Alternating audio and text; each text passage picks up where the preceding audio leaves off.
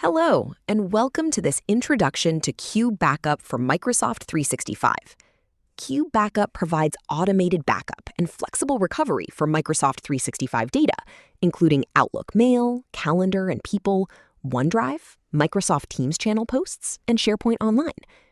In this demonstration, I'll show you how administrators can monitor backup activity, find and recover protected data, review operation history, and customize their backup policies. Let's begin with the overview page. This dashboard provides an immediate view of the backup environment. We can see the total amount of data protected, the number of protected users, teams, and SharePoint sites, as well as the next scheduled backup. The latest events section shows recent backup and recovery activity, while the charts provide a breakdown of protected data by application and user. We can also monitor the CubeBackup license and available storage space. Together, this information helps administrators quickly confirm that their Microsoft 365 backups are operating normally. Next, let's look at the Restore page. Protected data is organized into three categories: users, teams, and SharePoint sites. Let's begin with a user backup. We can search for a user by name or email address, and then open the account to see all of its protected Microsoft 365 applications. First, let's look at Outlook Mail. CubeBackup organizes Outlook Mail backups into point-in-time snapshots. The timeline on the left represents the state of the user's mailbox at different backup times. We can move through the timeline to select a backup snapshot. The mailbox structure appears on the left, and the protected messages and folders appear in the main area. We can open an individual message to inspect its content and metadata before deciding whether to recover it. CubeBackup supports granular recovery. We can select a single message, multiple messages, an entire folder within the mailbox. In the Restore dialog, we can select the destination account. The messages can be returned to their original owner or restored to another Microsoft 365 user when necessary. By default, CubeBackup creates a mailbox folder using the current timestamp. We can also specify a different target folder. This approach keeps recovered messages separate from current mailbox data and ensures that existing messages are not overwritten. If we need an offline copy, we can export the selected messages in EML formats. Exported email can then be downloaded and retained outside Microsoft 365 or imported to a local mail client. For larger mailboxes, CubeBackup provides search tools to help locate particular messages. We can search by keyword or email address to narrow the results. Next, let's look at OneDrive. CubeBackup organizes OneDrive backups into point-in-time snapshots. The timeline on the left represents the state of the user's OneDrive at different backup times. We can move through the timeline to find the state of the drive before a file or folder was changed, deleted, or encrypted. The original folder structure is preserved, so administrators can browse the backup in a familiar way. Selecting a file displays its details, such as the file name, size, backup time, and other available metadata. The Versions option shows the available revisions of the selected file. We can then choose the precise version we want to recover. CubeBackup can restore an individual file, an entire folder, or multiple selected items. The Restore dialog allows us to select the destination user and target folder. The data can be returned to its original account or restored to another account, including an account in a different organization managed by the same CubeBackup instance. By default, recovered items are placed in a time-stamped restored folder, so the current OneDrive content remains unchanged. We can also export selected OneDrive files and folders for offline access. Search helps us locate files without manually navigating the entire folder structure. We can search by file name or use additional criteria to narrow down the results. Outlook Calendar and People uses the same point-in-time recovery model. The timeline shows the state of the user's calendars or contact groups at each available backup snapshot. After selecting the appropriate snapshot, we can restore the data to a Microsoft 365 account or export it as an offline copy as required. Now let's look at a feature specific to CubeBackup for Microsoft 365. Microsoft Teams channel backup. CubeBackup protects Teams channel posts. Teams files are protected through the associated SharePoint site. However, it is worth noting that CubeBackup protects Teams channel data. Personal and group chats outside channels are not included.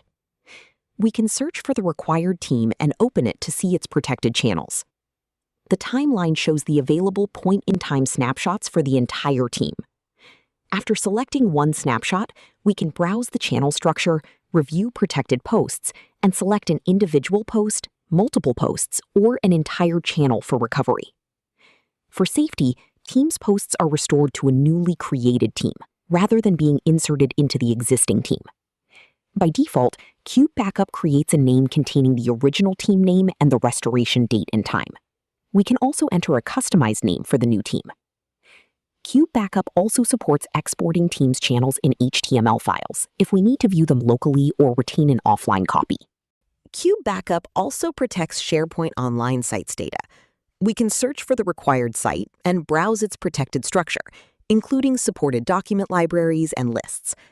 As with OneDrive, the timeline lets us view the entire SharePoint site at different points in time. We can inspect an individual file's metadata and use the versions option to see its available revisions. This allows us to recover a precise version of a document, rather than restoring the entire library. We can restore a single file or list, multiple files and folders, or a larger section of the site. In the Restore dialog, we select the destination SharePoint site. By default, CubeBackup creates a time-stamped restored list or document library, keeping the recovered content separate from the current site. Administrators can also choose to restore files to the original document library and specify a target folder when appropriate. SharePoint content can also be exported for offline access or long-term retention. Next, let's look at the History page. CubeBackup records backup, restore, and export operations in separate tabs. This gives administrators a central location for monitoring recent activity. Selecting a backup entry displays detailed information about the users, teams, and SharePoint sites included in that operation. If a warning or failure occurs, CubeBackup provides the associated error information. Temporary problems are retried during subsequent backups, so data affected can normally be protected automatically during a later run. For restore and export operations, we can review the individual items included in each task and monitor the progress of any operation that is still running. Finally, let's review some of CubeBackup's configuration options.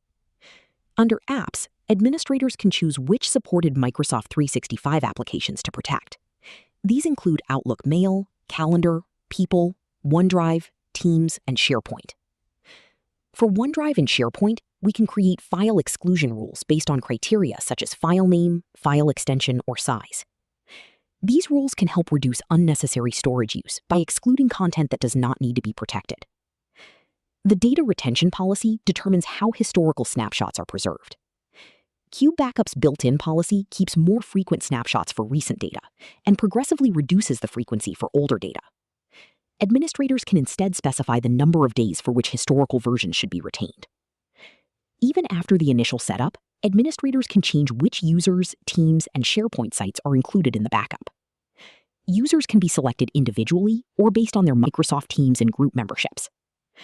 CubeBackup can also automatically enable backup for newly discovered users, teams, and SharePoint sites. This reduces ongoing administrative work and helps ensure that new Microsoft 365 data is protected promptly. By default, CubeBackup attempts to back up Microsoft 365 data once every hour. The backup interval can be adjusted to meet the organization's requirements. Network throttling controls let administrators define different bandwidth limits for working and non-working hours.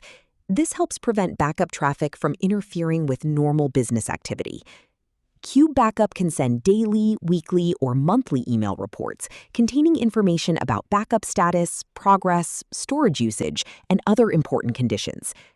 Organizations can use the default reporting service or configure their own SMTP server. CubeBackup supports multiple administrative and operator accounts with role-based permissions. Microsoft 365 users can also be allowed to sign in through Microsoft OAuth and perform self-service recovery of their own data. Finally, CubeBackup maintains an immutable audit log of activities performed through the web console. This provides a clear record of administrative actions for security, accountability, and compliance purposes. That concludes our introduction to CubeBackup for Microsoft 365. As we've seen, CubeBackup gives administrators a central place to protect Outlook, OneDrive, Microsoft Teams channel posts, and SharePoint Online data. With automated backups, point-in-time snapshots, granular recovery, flexible export options, and detailed administrative controls, CubeBackup helps organizations keep their Microsoft 365 data protected and recoverable. Thank you for watching.